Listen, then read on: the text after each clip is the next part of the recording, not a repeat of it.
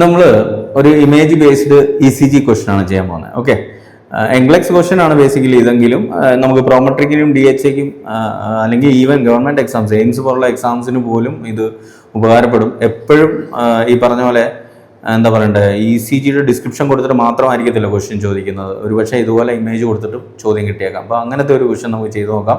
ഇതിൽ കുറച്ച് കാര്യങ്ങൾ എക്സ്ട്രാ നമ്മൾ ECG വരുന്നത് ഇതിനകത്ത് എന്താ പറയുന്നത് കണക്ട് ചെയ്ത് വരുന്ന ECGയിലെ ഇമ്പോർട്ടൻറ്റ് കാര്യങ്ങളെല്ലാം ഞാൻ ചേർക്കാൻ ഉദ്ദേശിക്കുന്നുണ്ട്. ഓക്കെ, അപ്പോൾ നമുക്ക് ആദ്യം ക്വസ്റ്റ്യൻ വായിക്കാം. The nurse assesses the following electrocardiogram strips for assigned clients. The nurse should immediately follow up with the client with which ECG strip. അപ്പോൾ 4 ഓപ്ഷൻസും കൊടുത്തിട്ടുണ്ട് ഇമേജുകൾ. അപ്പോൾ അത് വായിക്കാനൊന്നും മനസ്സില്ല, ഇമേജ് കണ്ട് മനസ്സിലാക്കുക. പിന്നെ ഇത് ക്വസ്റ്റ്യൻ എന്താണ്, കുറച്ച് പേഷ്യൻസിൻ്റെ ECG പരിശോധിക്കുകയാണ്, സ്ട്രിപ്പ് പരിശോധിക്കുകയാണ്. അപ്പോൾ അതിനകത്ത് ഏറ്റവും ഇമ്മീഡിയറ്റ് ആയിട്ടുള്ള ഫോളോ അപ്പ് വേണ്ടത് ഏത് പേഷ്യൻ്റാണെന്നുള്ളതാണ്. ഇവിടെ ഐഡന്റിഫൈ ചെയ്യുക എന്നുള്ളതാണ് ഇമ്പോർട്ടൻ്റ് ആയിട്ടുള്ള കാര്യം. പക്ഷെ അത് ഒരു തരത്തിൽ ഇൻഡയറക്റ്റ് ആണ് ചോദിച്ചിരിക്കുന്നത്. അതിൽ പ്രയോറിറ്റൈസ് ചെയ്യേണ്ടത് ഏതിനാണെന്നാണ്, ഏത് പേഷ്യൻറ്റിനാണ് നമ്മൾ ആദ്യം പ്രാധാന്യം കൊടുക്കേണ്ടതും ഇമ്മീഡിയറ്റ് ട്രീറ്റ്മെന്റ് അല്ലെ ഫോളോ അപ്പ് ആവശ്യമായിട്ടുള്ള പേഷ്യൻ്റ് ഏതാണെന്നാണ്. എന്ന് വെച്ചാൽ ഈ 4 ECG പരിശോധിച്ചിട്ട് അതിനകത്തിൽ ഏറ്റവും സീരിയസ് ആയിട്ടുള്ള പേഷ്യൻ്റ് ഏതാണെന്ന് നമ്മൾ കണ്ടെത്തണം. അതാണ് ചോദ്യം. ഓക്കെ, അപ്പം ആദ്യത്തെ ECG നോക്കുമ്പം അത് നോർമൽ സൈനസ് ഋതമാണ്. ഓക്കെ, ഡയറക്റ്റ് ഒക്കെ പറഞ്ഞിട്ട് വരാതെ വേറെ ഓപ്ഷൻ ഇല്ല, കാര്യം പറഞ്ഞുതരാം. എന്നാലും നമുക്കറിയാം, നമുക്ക് കുറച്ചൊരു ബാക്ക്ഗ്രൗണ്ട് അവിടെ കയറ്റണം, എന്നാലും നിങ്ങൾക്ക് കുറച്ചുകൂടെ മനസ്സിലാവുള്ളൂ. പലയിടത്തും പറഞ്ഞ കാര്യങ്ങളാണ്, എന്നിരുന്നാൽ പോലും normal sinus rhythm, normal heart rate ഇപ്പം നമ്മുടെ ഇപ്പം കൗണ്ട് ചെയ്ത് കൂട്ടിക്കഴിഞ്ഞാൽ ഒരു 60-നും 100-നും ഇടയ്ക്ക് കിട്ടണം അല്ലേ. അതല്ലേ നമ്മൾ നോർമൽ സൈനസ് ഋതം 60 to 100 ബീറ്റ്സിന് ഇടയ്ക്ക് ഒരു മിനിറ്റിൽ. ഓക്കെ, അതിനെ നോർമൽ സൈനസ് ഋതം. എങ്ങനെയാണ് സംഭവിക്കുന്നതെന്ന് വെച്ചാൽ നമ്മുടെ ഹാർട്ട്, ഏട്രിയം, വെൻട്രിക്കിൾസ് അല്ലേ, 2 ഭാഗം ചേംബറുകൾ. അപ്പോൾ ഇതിനകത്തിൽ ഏട്രിയത്തിൽ പ്രത്യേകിച്ച് റൈറ്റ് ഏട്രിയത്തിൽ ഒരു എന്താ പറയുക, ഒരു കുറച്ച് ഒരു കൂട്ടം ന്യൂറോണൽ സെൽസ് ഇരിപ്പുണ്ട്. അതിനാണ് SA നോഡ് എന്ന് പറയുന്നത് അല്ലേ.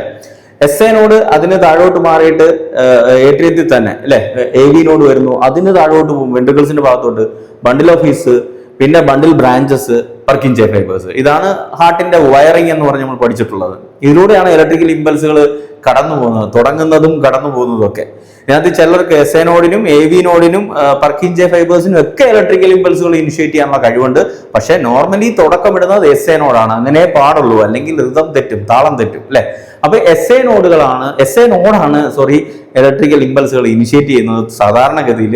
അതിന്റെ കപ്പാസിറ്റിയാണ് ഞാൻ പറഞ്ഞത്, ഒരു മിനിറ്റിൽ അതിന്റെ ഫയറിംഗ് കപ്പാസിറ്റി എന്ന് പറഞ്ഞാൽ 60-നും 100-നും ഇടയ്ക്കാണ്.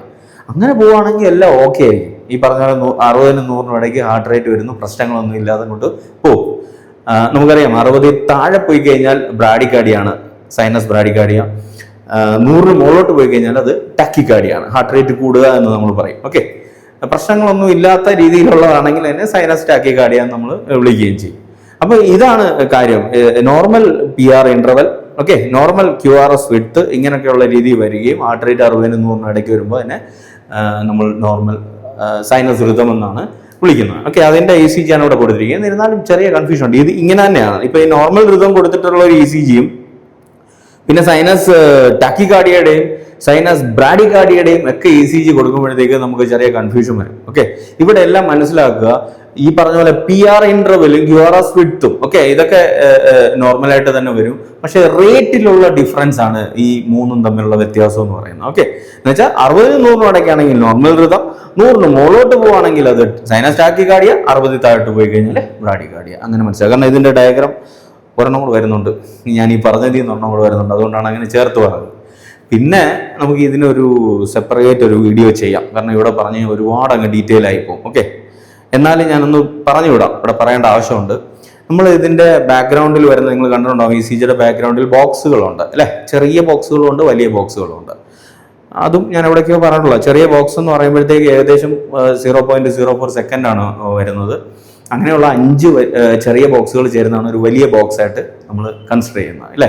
അപ്പോൾ അത് മൊത്തത്തിൽ കൗണ്ട് ചെയ്യുമ്പോൾ 5 ബോക്സ് അല്ലെ, 5 × 0.04 0.20 സെക്കൻഡ് വരും. Okay, 0.20 second. ഓക്കെ, അങ്ങനെയുള്ള ഏകദേശം പറയുന്ന ഒരു 4 ബോക്സുകൾക്കുള്ളിൽ ഒരു ECG വരികയാണെന്നുണ്ടെങ്കിൽ, എന്ന് വെച്ചാൽ ഒരു PQRST വരികയാണെന്നുണ്ടെങ്കിൽ, നിങ്ങൾക്കറിയാം P1 എന്ന് പറഞ്ഞാൽ ഏട്രിയൽ കൺട്രാക്ഷൻ ആണ്, ഏട്രിയൽ ഡീപോളറൈസേഷൻ ആണ്. QRS എന്ന് പറഞ്ഞാൽ വെൻട്രിക്കുലർ ഡീപോളറൈസേഷൻ ആണ്. ഓക്കെ, ഇതൊക്കെ വേറെ വീഡിയോയിൽ ചെയ്തിട്ടുള്ള. T1 എന്ന് പറഞ്ഞാൽ വെൻട്രിക്കുലർ റീപോളറൈസേഷൻ ആണ്, ഇലക്ട്രിക്കലി വെൻട്രിക്കിൾ പഴയതുപോലെ സ്റ്റേബിൾ ആവുന്ന അവസ്ഥയാണ്. വീണ്ടും ഇത് തുടർന്നുകൊണ്ടിരിക്കുകയാണ്. വീണ്ടും atrial depolarisation, ventricular depolarisation, ventricular repolarisation, അല്ലേ? സൈക്കിളായിട്ട് തുടർന്നു. അതുകൊണ്ടാണ് അതിന് കാർഡിയക് സൈക്കിൾ എന്ന് വിളിക്കുന്നത്. അതിൻ്റെ ഫലമായിട്ടാണ് ഹാർട്ട് കൺട്രാക്ട് ചെയ്ത് ബ്ലഡ് പമ്പ് ചെയ്ത് കൊടുക്കുന്നത്. അപ്പോൾ അങ്ങനെ എന്താ പറയണ്ടേ, ഇതിൻ്റെ ഒരു മൊത്തം ടൈം ആവറേജ് നമുക്കറിയാം 0.8 സെക്കൻഡ് ആണ് ഒരു കാർഡിയക് സൈക്കിൾ എന്ന് പറയുന്നത്. അപ്പോൾ 0.20 ഒരു വലിയ ബോക്സ് എന്ന് പറയുമ്പോൾ ഏകദേശം 4 ബോക്സുകൾ ഒരു നോർമൽ ഹാർട്ട് റേറ്റിന് എടുക്കേണ്ടി വരും എന്ന് വിചാരിക്കാം. അപ്പോൾ അങ്ങനെ നമുക്ക് വേണമെങ്കിൽ നോക്കാം ബാക്കിൽ എത്ര ബോക്സ് വരുന്നുണ്ടെന്നുള്ളത്. എന്നാലും പക്ഷേ ചിലപ്പോൾ ഒരു കൺഫ്യൂഷൻസ് ഒക്കെ നിൽക്കും. അതിന് വേണ്ടിയിട്ടാണ് ഈ 300 റൂൾ എന്ന് പറയും. ഓക്കെ, എന്നുവെച്ചാൽ ഇതുപോലുള്ള ബോക്സുകൾ ഒരു മിനിറ്റിൽ ഏകദേശം 300ഓളം വരുന്നുണ്ടെന്നാണ് പറയുന്നത്. അപ്പോൾ അങ്ങനെ വരുമ്പോൾ ഞാൻ ഡയറക്റ്റ് കാര്യം പറയാം. നിങ്ങൾ എന്താ ചെയ്യേണ്ടത് വെച്ചാൽ ഈ ECG കാണുമ്പോൾ BQRST ലൊക്കേറ്റ് ചെയ്തിട്ട്, ഓക്കെ, അതിന് ശേഷം വീണ്ടും അടുത്ത ഹാർട്ട് റേറ്റ് വരുമല്ലേ, വീണ്ടും അതിൻ്റെ അടുത്ത ഹാർട്ട് റേറ്റ് വരും, അങ്ങനെ അങ്ങനെ അങ്ങനെ പൊക്കോണ്ടിരിക്കല്ലേ. അപ്പോൾ ഒരു 6 പൊങ്ങി നിൽക്കുന്ന സാധനം, മറ്റൊരു 6, ഇതിൻ്റെ ഇടയ്ക്കുള്ളത് RR ഇന്റർവെൽ എന്ന് പറയും. ഓക്കെ, അതിൻ്റെ ഇടയ്ക്ക് എത്ര ബോക്സ് വരുന്നുണ്ടെന്ന് എണ്ണുക. ഓക്കെ, വലിയ ബോക്സ് ആണ്, കുഞ്ഞു ബോക്സ് ഒന്നും എണ്ണിക്കളയരുത്. വലിയ ബോക്സ്, ഇപ്പോൾ ഉദാഹരണം ഞാൻ പറഞ്ഞ പോലെ 4 ബോക്സ്, നോർമൽ ECGയിൽ 4 ബോക്സ് എന്നല്ലേ പറഞ്ഞേ, 0.8 സെക്കൻഡ് അത് വരണം ഏകദേശം, അങ്ങനത്തെ രീതി കൺസിഡർ ചെയ്യുമ്പോൾ. അപ്പം 4 ബോക്സുകൾ വരുമ്പം ആ 2 ആറുകൾക്കിടയിൽ 4 ബോക്സുകൾ, 4 വലിയ ബോക്സുകൾ വരുമ്പം 300/4. ഓക്കെ, അങ്ങനെ കാൽക്കുലേറ്റ് ചെയ്യുമ്പോൾ നമുക്ക് എത്ര വരും? 75 അല്ലെ, 75 ബീറ്റ്സ് ആണ് വരുന്നത്. അപ്പോൾ അവർക്ക് 75 ഹാർട്ട് റേറ്റ് ഉണ്ടെന്ന് നമുക്ക് ആ ECG എന്ന് മനസ്സിലാക്കാൻ സാധിക്കും. അപ്പോൾ അത് നോർമൽ സൈനസ് ഋതമാണ്. ഓക്കെ, ഇനി ടാക്കികാർഡിയ ആണെങ്കിൽ ഇങ്ങനെ വിചാരിക്കുക, 2 ബോക്സുകൾക്കിടയിലാണ് ഈ RR എന്ന് വെച്ചാൽ 6 തൊട്ട് 6 വരെയുള്ള ദൂരം, അല്ലെ? RR ഇന്റർവെൽ അല്ലേ നമ്മൾ നോക്കുന്നത്. അതിൻ്റെ ഇടയ്ക്ക് 2 ബോക്സുകളാണ് വന്നിരിക്കുന്നതെന്ന് വിചാരിക്കുക. അപ്പം 300/2. ഓക്കെ, അങ്ങനെ വരുമ്പോഴത്തേക്ക് അവർക്ക് 150 ബീറ്റ്സ് ആണ് വരുന്നത്. 150 എന്ന് പറഞ്ഞാൽ 100ന് മുകളിൽ ടാക്കികാർഡിയാണ്, സൈനസ് ടാക്കികാർഡിയാണ്. ഓക്കെ, തിരിച്ച് 6 ബോക്സുകൾക്കുള്ളിലാണ് 2 ആറുകൾക്കിടയ്ക്കുള്ള ദൂരം 6 ബോക്സുകൾ വന്നിട്ടുണ്ടെന്ന് വിചാരിച്ചാൽ 300/6, 6×5 അല്ലേ, ഏകദേശം 50 ആണ് ബീറ്റ് വരുന്നത്. പക്ഷെ 60ന് താഴെ.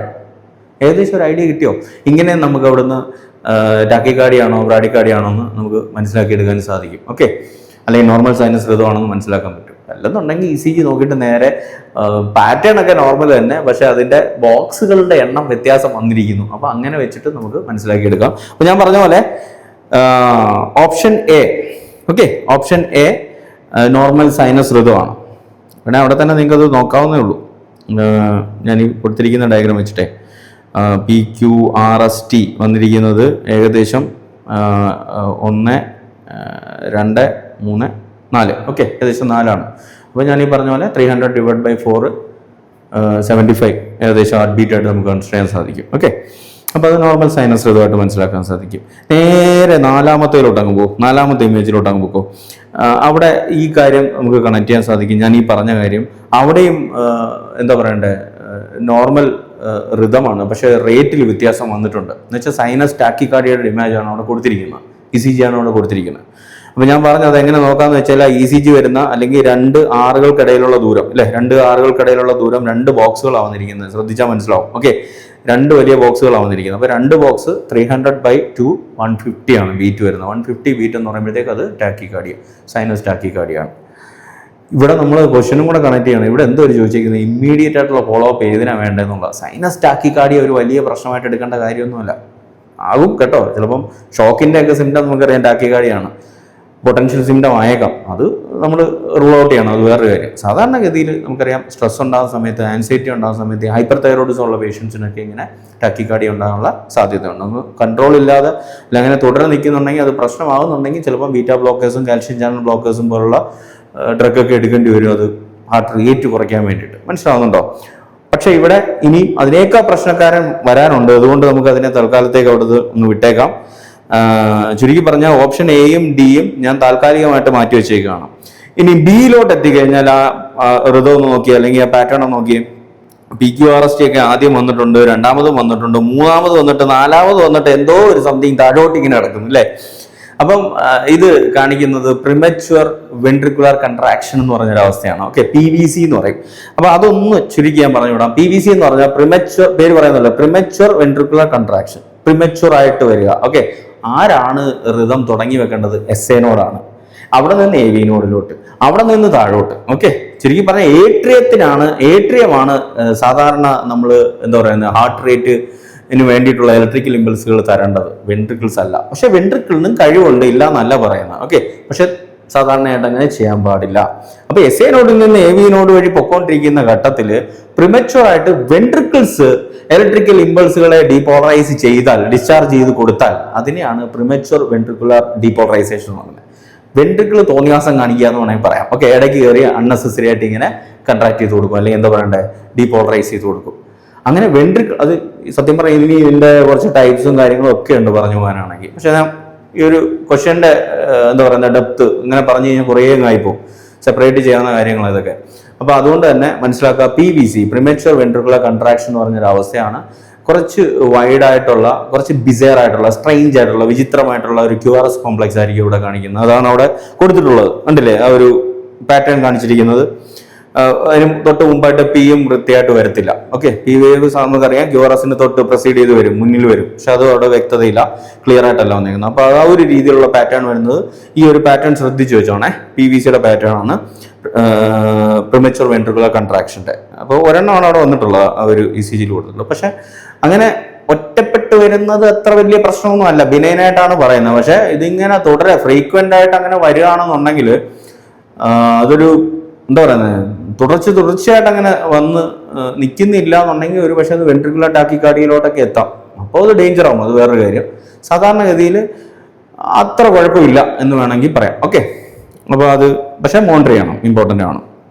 ഡിറ്റോറിയറേറ്റ് ആകാതെ അല്ലെങ്കിൽ കൂടുതൽ വഷളാകാതെ മോണിറ്റർ ചെയ്യണം. PVCയുടെ കാര്യമാണ് ഞാനിപ്പോൾ പറഞ്ഞു നിർത്തിയത്. ഇനി അടുത്തത് C. സ്വാഭാവികമായിട്ട് മനസ്സിലായി, ഇതുവരെ ഉള്ളതെല്ലാം ഏകദേശം വലിയ കുഴപ്പമില്ല, ഇത് സാരമില്ല എന്നൊക്കെ പറഞ്ഞു വന്നപ്പോൾ തന്നെ കുഴപ്പമുള്ളത് അതായിരിക്കും എന്നറിയാം. പിന്നെ നിങ്ങൾ പലരും കണ്ടിട്ടുണ്ടാവും ECG ഡയഗ്രാം. ഇത് കണ്ടാൽ തന്നെ അങ്ങ് ഉറപ്പിച്ചേക്കുക.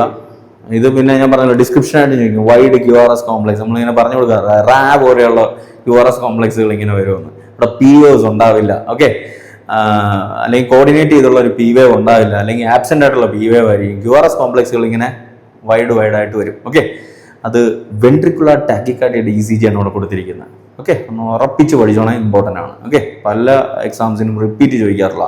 സാധാരണ ഈ വെൻട്രിക്കുലർ ടാക്കിക്കാർഡിയയുടെയും വെൻട്രിക്കുലർ ഫിബ്രിലേഷന്റെയും ഏട്രിയൽ ഫിബ്രിലേഷന്റെയാണ് കൂടുതൽ എക്സാംസിന് ചോദിക്കാറുള്ളത്. ഏട്രിയൽ ഫ്ലട്ടറും ചോദിക്കാം. ഓക്കെ, പറഞ്ഞു എന്നുള്ളത്. അപ്പം ഞാനിവിടെ പറഞ്ഞുകൊണ്ടുവന്ന വെൻട്രിക്കുലർ ടാക്കിക്കാർഡിയ. അപ്പോൾ വെൻട്രിക്കുലർ ടാക്കിക്കാർഡിയയുടെ ECG ആണ്. അപ്പോൾ വെൻട്രിക്കുലർ ടാക്കിക്കാർഡിയെ കുറിച്ച് ഒരു 2 വാക്ക് കൂടെ ചേർത്തിട്ട് പറയാം. വെൻട്രിക്കുലർ ടാക്കിക്കാർഡിയ പേര് പറയുന്നതുകൊണ്ട് തന്നെ നേരത്തെ പറഞ്ഞ പോലെ മറ്റേ നമ്മൾ പ്രിമച്വർ വെൻട്രിക്കുലർ കൺട്രാക്ഷന്റെ കാര്യം പറഞ്ഞില്ലേ, അതിനേക്കാൾ കൂടുതലുള്ള തോന്നിയാസം എന്നൊക്കെ വേണമെങ്കിൽ പറയാം. മുകളിൽ നിന്ന് നോർമൽ പോകുന്നത് മൈൻഡ് ചെയ്യാതെ വെൻട്രിക്കിളിന്റെ എക്ടോപിക് ഫോക്കസിൽ നിന്ന് ഇലക്ട്രിക്കൽ ഡിസ്ചാർജ് ഉണ്ടാകുന്നു. ഇലക്ട്രിക്കൽ ഇമ്പൾസുകൾ കണ്ടമാനം ഡിസ്ചാർജ് ചെയ്യപ്പെടുന്നു എക്ടോപിക് ഫോക്കസിൽ നിന്ന്. നോർമൽ അതിൻ്റെ ഈ വയറിങ് വരുന്നതിൽ നിന്ന് പുറത്തുനിന്നുള്ള ചേംബറിന്റെ പുറത്തുനിന്നുള്ള എന്താ പറയുന്നത് ചില ന്യൂറോണൽ സെൽസുകൾ ഇലക്ട്രിക്കൽ ഇമ്പൾസുകൾ ഇങ്ങനെ ഡിസ്ചാർജ് ചെയ്ത് കൊടുക്കും. ഓക്കെ, അങ്ങനെ കണ്ടമാനം ഹാർട്ട് ബീറ്റ് കൂടുന്നു. വെൻട്രിക്കിൾസിന്റെ സോഴ്സിൽ നിന്ന് തന്നെ വരുന്ന ഡിസ്ചാർജ് കാരണം കണ്ടമാനം ഹാർട്ട് ബീറ്റ് കൂടുന്നു. ഓക്കെ, 150 മുകളിലോട്ടൊക്കെ 150 എബോ ഒക്കെ വെൻട്രിക്കിളിന്റെ റേറ്റ് പോകുമെന്നാണ് പറയുന്നത്. ഇത് കൺട്രോൾ ചെയ്തില്ലെങ്കിൽ കാർഡിയക് അറസ്റ്റിലോട്ടൊക്കെ പോയി പേഷ്യന്റിന് പണി കൊടുക്കും. ഓക്കെ, അതുകൊണ്ട് തന്നെ ഇത് വളരെ കൃത്യമായി പ്രോംപ്റ്റായിട്ട് ട്രീറ്റ് ചെയ്യേണ്ട ഒരു കേസാണ്. ഡേഞ്ചറസ് കേസാണ് വെൻട്രിക്കുലർ ടാക്കിക്കാർഡിയ എന്ന് പറയുന്നത്. ഇതിൽ തന്നെ കുറച്ച് കാര്യം കൂടെ മനസ്സിലാക്കി പഠിക്കാനുണ്ട്. സ്റ്റേബിൾ പേഷ്യൻ്റ് ഉണ്ട്, അൺസ്റ്റേബിൾ പേഷ്യൻ്റ് ഉണ്ട്. അൺസ്റ്റേബിൾ പേഷ്യൻ്റ് തന്നെ പൾസ് ഉള്ള പേഷ്യൻറ്റും പൾസ്ലെസ് പേഷ്യൻറ്റും ഉണ്ട്. ഓക്കെ, പൾസ്ലെസ് VT ഉണ്ട്. നമുക്കറിയാം പൾസ്ലെസ് VTയും വെൻട്രിക്കുലർ ഫിബ്രിലേഷനും ഒക്കെ ഏകദേശം ഒരേ കാറ്റഗറിയിൽ എടുത്ത് രണ്ടിന്റെ പ്രധാന ട്രീറ്റ്മെന്റ് ഡീഫിബ്രിലേഷൻ ആണ്. ഓക്കെ, അത് പറഞ്ഞു എന്നുള്ളത് ഇമ്പോർട്ടൻ്റ് ആണ്. അപ്പൊ ഇങ്ങനെ സ്റ്റേബിൾ പേഷ്യന്റ് എന്താണെന്ന് ചോദിച്ചാൽ, വെൻട്രിക്കുലർ ടാക്കിക്കാർഡിയ ഉള്ള സ്റ്റേബിൾ പേഷ്യന്റ് ഏതാണെന്ന് ചോദിച്ചു കഴിഞ്ഞാൽ ഇങ്ങനെ മനസ്സിലാക്കാം, ഇവരുടെ കാർഡിയക് ഔട്ട്പുട്ട് നോർമൽ ആയിരിക്കും. കാർഡിയക് ഔട്ട്പുട്ട് കുറയുന്നതിന്റെ സിംറ്റംസ് ഒന്നും പ്രത്യേകിച്ച് കാണിക്കത്തില്ല. തീർച്ചയായിട്ടും പാൽപിറ്റേഷനും പ്രശ്നങ്ങളൊക്കെ ഉണ്ടാവും, ഡിസിനസ് ഒക്കെ ഉണ്ടാകാം. പക്ഷേ ഇവർക്ക് കാർഡിയക് ഔട്ട്പുട്ട് കുറഞ്ഞതിന്റെ ലക്ഷണങ്ങൾ അല്ലെങ്കിൽ ഇവർക്ക് BPയും പൾസും ഒക്കെ നോർമലായിട്ട് തന്നെ ഉണ്ടാവും. ഓക്കെ, അങ്ങനെ മനസ്സിലാക്കാം. പക്ഷേ പ്രശ്നമുണ്ട്, വെൻട്രിക്കുലർ ടാക്കിക്കാർഡിയാണ് കൂടുതൽ ഡേഞ്ചറിലോട്ട് കാർഡിയക് അറസ്റ്റിലോട്ട് വരെ എത്താവുന്ന വലിയ എന്താ പറയണ്ട ഒരു ലീതൽ അരിത്മ്യ എന്ന് തന്നെ പറയാം. സോ അങ്ങനെ വരുമ്പം നമുക്ക് എന്ത് ചെയ്യാൻ പറ്റും, ഇവരുടെ ഋതം കറക്റ്റ് ചെയ്യണം. ഓക്കെ, അപ്പോൾ ആന്റി ഡിസെറിത്മിക് ഡ്രഗ്സ്, മെയിനായിട്ട് അമിയോഡറോൺ, ലിഡോക്കൈൻ പോലെയുള്ള ആന്റി ഡിസെറിത്മിക് ഡ്രഗ്സ് ആണ് ഇവർക്ക് കൊടുക്കേണ്ടത്. ഓക്കെ, ആർക്ക് കൊടുക്കേണ്ടത്? സ്റ്റേബിൾ വെൻട്രിക്കുലർ ടാക്കിക്കാർഡിയ ഉള്ള പേഷ്യൻസിന്. അൺസ്റ്റേബിൾ എന്ന് പറയുമ്പോൾ നേരെ ഓപ്പോസിറ്റ്, കാർഡിയക് ഔട്ട്പുട്ട് കുറഞ്ഞതിൻ്റെ ലക്ഷണങ്ങൾ അവരവിടെ കാണിക്കുന്നുണ്ട്. മനസ്സിലാവുന്നുണ്ടോ? എന്ന് വെച്ചാൽ BP താഴ്ന്നു പോവുക, അങ്ങനെയുള്ള പ്രശ്നങ്ങളൊക്കെ ഉണ്ടാവും. അപ്പോൾ അങ്ങനെ വരുമ്പോഴത്തേക്ക് അതിൽ തന്നെ ഞാൻ പറഞ്ഞു, അവർക്ക് പൾസ് ഉണ്ടെങ്കിൽ, മനസ്സിലാവുന്നുണ്ടോ, പൾസ് ഉണ്ടെങ്കിൽ നമുക്ക് സിങ്ക്രണൈസ്ഡ് കാർഡിയോ വേർഷൻ കൊടുക്കാം. കാർഡിയോ വേർഷൻ കൊടുത്താൽ മതി, അതിൻ്റെ കൂട്ടത്തിൽ ആന്റി ഡിസെറിത്മിക് ഡ്രഗ്സും നമുക്ക് കൊടുത്താൽ മതിയാവും. ഇവർക്ക് പൾസ് ഇല്ല എന്നുണ്ടെങ്കിൽ, പൾസ്ലെസ് VT അല്ലേ, വെൻട്രിക്കുലർ ടാക്കിക്കാർഡിയ, അത് ഡേഞ്ചറാണ്, അത് കാർഡിയക് അറസ്റ്റാണ് വന്നുകൊണ്ടിരിക്കുന്ന പേഷ്യൻറ്റിന്. അപ്പോൾ അങ്ങനെ ഒരു സാഹചര്യം, വളരെ സീരിയസ് ആയിട്ടുള്ള കണ്ടീഷൻ, അവർക്ക് മെയിൻ ട്രീറ്റ്മെന്റ് എന്ന് പറഞ്ഞാൽ ഡീഫിബ്രിലേഷൻ തന്നെയാണ്. പക്ഷേ നമുക്ക് എത്രയും പെട്ടെന്ന് നമുക്ക് CPR കൊടുക്കാം, ഡീഫിബ്രിലേറ്റർ അവൈലബിൾ ആക്കുക, ഡീഫിബ്രിലേഷൻ കൊടുക്കുക, അതാണ് മെയിൻ ട്രീറ്റ്മെന്റ്. മറ്റ് ഡ്രഗ്സ് എന്ന് പറഞ്ഞാൽ എപ്പിനെഫ്രിൻ പ്രധാനമായിട്ട്. ഓക്കെ, നമുക്കറിയാം കാർഡിയക് അറസ്റ്റ് കൊടുക്കുന്ന എപ്പിനെഫ്രിനും പിന്നെ ഈ പറഞ്ഞ പോലെ എന്താ പറയണ്ടേ, അമിയോഡറോൺ പോലെയുള്ള ഡ്രഗ്സുമാണ് ഇവിടെ പ്രധാനമായിട്ട് ഇതിൻ്റെ ട്രീറ്റ്മെൻറ്റ് യൂസ് ചെയ്യുന്നത്. ഓക്കെ, അപ്പം ഞാൻ ആ VT ഒരു എന്താ പറയുന്നത് ഇമ്പോർട്ടൻ്റ് ആയിട്ട് വന്നതുകൊണ്ട് അതിനെക്കുറിച്ച് കുറച്ച് കണക്ട് ചെയ്തു എന്നുള്ളതേ ഉള്ളൂ. അപ്പോൾ ഈ ഡയഗ്രാം നോക്കി ഐഡന്റിഫൈ ചെയ്യേണ്ടത് നമുക്കറിയാം ഓപ്ഷൻ C ആണ്. അത് വെൻട്രിക്കുലർ ടാക്കിക്കാർഡിയയുടെ ECG ആണ്. അത് വളരെ സീരിയസ് ആണെന്ന് ഞാൻ എടുത്തു പറഞ്ഞു. മരണം വരെ സംഭവിക്കാം, കാർഡിയക് അറസ്റ്റ് സംഭവിക്കാം, മരണം സംഭവിക്കാം. അങ്ങനെ വരുന്ന സാഹചര്യത്തിൽ അതിനല്ലേ നമ്മൾ കൂട്ടത്തിൽ ഏറ്റവും പ്രാധാന്യം കൊടുക്കേണ്ടതും ഫോളോ അപ്പ് കൊടുക്കേണ്ടതും. സോ ആ ECG ആണ് നമ്മളിവിടെ പ്രാധാന്യത്തോടെ ഗവനിക്കേണ്ടത്. So right answer option C. ഞാൻ ഒരു ECG ഇമേജും കൂടെ ഇവിടെ കൊടുത്തേക്കാം. ഓക്കെ, നിങ്ങളതൊന്ന് ഐഡൻറ്റിഫൈ ചെയ്തിട്ട് കമൻറ്റിലിടുക. ഓക്കെ, പിന്നെ നമ്മുടെ ക്ലാസ്സുകൾ DHA, HAD, MOH, Prometric, NCLEX, RN, okay, government exams, ഇങ്ങനെയുള്ള നഴ്സിംഗ് എക്സാംസിനെല്ലാം ക്ലാസ്സുകൾ അവൈലബിൾ ആണ്. നഴ്സിംഗ് ഫ്ലിക്സ് ലെക്ചേഴ്സ് ആപ്പിലും വെബ്സൈറ്റിലുമാണ് ക്ലാസ്സുകൾ പോകുന്നത്. അതിനകത്തിൽ പ്രോമെട്രിക് DHA, പ്രത്യേകിച്ച് Saudi, Kuwait, Qatar, Prometric DHA, HAD, MOH, Pearson view, NHRA ഇങ്ങനെയുള്ള എക്സാംസിനൊക്കെ 60 മണിക്കൂറിൻ്റെ 60 അവേഴ്സിൻ്റെ ക്ലാസ്സും പിന്നെ അതുപോലെ തന്നെ മിനി ക്രാഷും അവൈലബിൾ ആണ്. ഇതിനകത്ത് തിയറി ക്ലാസ്സുകൾ വരുന്നുണ്ട്, സിസ്റ്റം വൈസും സബ്ജക്റ്റ് വൈസും ആയിട്ടുള്ളത്. പിന്നെ ക്വസ്റ്റ്യൻ ഡിസ്കഷൻ ക്ലാസ്സസ് വരുന്നുണ്ട്, പ്രാക്ടീസ് ചെയ്യാനുള്ള ക്രാഷ് ക്വസ്റ്റ്യൻസ് വരുന്നുണ്ട്, റിപ്പീറ്റ് ചോദിക്കുന്നതും നേരത്തെ വന്നതും അങ്ങനെയൊക്കെയുള്ള അല്ലെങ്കിൽ ഇമ്പോർട്ടൻ്റ് ആയിട്ടുള്ള ക്വസ്റ്റ്യൻസ് ഏകദേശം 10,000-അടുപ്പിച്ച് ക്വസ്റ്റ്യൻസ് നിങ്ങൾക്ക് പ്രാക്ടീസ് ചെയ്യാൻ വേണ്ടിയിട്ട് കിട്ടും. ഓക്കെ, ഇതെല്ലാം ചേർന്നിട്ടുള്ള പാക്കേജാണ് ഇങ്ങനെയുള്ള എക്സാംസിന്. NCLEX ആറിന് വേണ്ടിയിട്ട് തിയറി ക്ലാസ് വരുന്നുണ്ട്, ക്വസ്റ്റ്യൻ ഡിസ്കഷൻ ക്ലാസ്സസ് കുറച്ച് ഡെപ്തിലുള്ളത്. ഓക്കെ, അതിനകത്ത് ഫാർമക്കോളജിക്കൊക്കെ വളരെ പ്രാധാന്യം കൊടുക്കുന്നുണ്ട്, വളരെ ഡീറ്റെയിൽഡ് ആയിട്ടുള്ള ഫാർമക്കോളജി ഡിസ്കഷൻ ക്ലാസ്സസ് വരുന്നുണ്ട്. പിന്നെ മെയിനായിട്ട് ആർച്ചറിൽ നിന്ന് UOL-ൽ നിന്നുമാണ് ക്വസ്റ്റ്യൻസ് ഈക്വൽ ഇമ്പോർട്ടൻസോട് കൂടി ചെയ്തു പോകുന്നത്. പിന്നെ പ്രാക്ടീസ് ചെയ്യാനുള്ള ക്വസ്റ്റ്യൻസും മെറ്റീരിയൽസും ഒക്കെ നിങ്ങൾക്ക് ഉണ്ടാകും. അത് സ്പെഷ്യൽ ക്ലാസ്സുകളാണ് NCLEX ആറിന്. ഗവൺമെൻറ് എക്സാംസ്, എയിംസ്, DME പോലുള്ള എക്സാംസിന് വേണ്ടിയിട്ട് റെഗുലർ ക്ലാസ്സുകൾ, അതും ഈ പറഞ്ഞ പോലെ വളരെ ഡെപ്തിലുള്ള തിയറിയും ക്വസ്റ്റ്യൻ ഡിസ്കഷനും പ്രാക്ടീസ് മെറ്റീരിയൽസും എല്ലാം ചേർന്നിട്ടുള്ള പാക്കേജാണ് വരുന്നത്. ഓക്കെ, അപ്പോൾ നിങ്ങൾക്ക് എന്താ പറയണ്ടേ, ക്ലാസ്സുകളുടെ ഡെമോ ക്ലാസ്സുകളുണ്ട്. അപ്പോൾ അത് അറ്റൻഡ് ചെയ്യാം. അതിന് വേണ്ടിയിട്ട് ആപ്പിൽ സൗകര്യമുണ്ട്. കൂടുതൽ ഡീറ്റെയിൽസ് അറിയാൻ വേണ്ടിയിട്ട് നമ്മുടെ നമ്പറിലോട്ട്, ഞാൻ കൊടുത്തിട്ടുള്ള വാട്സപ്പ് നമ്പറിലോട്ട് കോൺടാക്ട് ചെയ്യാം. പിന്നെ ഒരു കാര്യം കൂടെ പറഞ്ഞോട്ടെ, ഈ പ്രോമെട്രിക്കാർക്കും DHAക്കാർക്കും NCLEX ആറിനൊക്കെ വേണ്ടിയിട്ട് കോംപ്ലിമെൻ്ററി ആയിട്ട് അതിൻ്റെ എന്താ പറയുക കൂട്ടത്തിൽ നമ്മളൊരു ലൈവ് ക്ലാസ്സും പോകുന്നുണ്ട്. ആഴ്ചയിൽ 2 ദിവസം വെച്ചിട്ടാണ് ക്ലാസ്സുകൾ വരുന്നത്. അത് ഇൻഡിവിജ്വലി അറ്റൻഡ് ചെയ്യാം, അല്ല ബാക്കി നമ്മൾ ഏതെങ്കിലും കോഴ്സ് എടുക്കുന്നവർക്ക് അതിൻ്റെ കൂട്ടത്തിൽ ഫ്രീ ആയിട്ടാണ് ഇത് കിട്ടുന്നത്. ആഴ്ചയിൽ 2 ദിവസം ക്വസ്റ്റ്യൻ ഡിസ്കഷൻ ക്ലാസ്സസ് ആണ്. ഓക്കെ, ഇമ്പോർട്ടൻ്റ് ആയിട്ടുള്ളതും ഈ പറഞ്ഞ റിപ്പീറ്റ് ചോദിക്കുന്ന ക്വസ്റ്റ്യൻസും ഒക്കെ വെച്ചിട്ടുള്ള 1 hour ക്വസ്റ്റ്യൻ ഡിസ്കഷൻ ക്ലാസ്സസ് ആണ്. ഓക്കെ, Zoom ആപ്പ് വഴിയാണ് ക്ലാസ് പോകുന്നത്. അപ്പം കൂടുതൽ അറിയാൻ വേണ്ടിയിട്ട് ഞാൻ കൊടുത്തിട്ടുള്ള നമ്പറിലോട്ട് കോൺടാക്ട് ചെയ്യാം.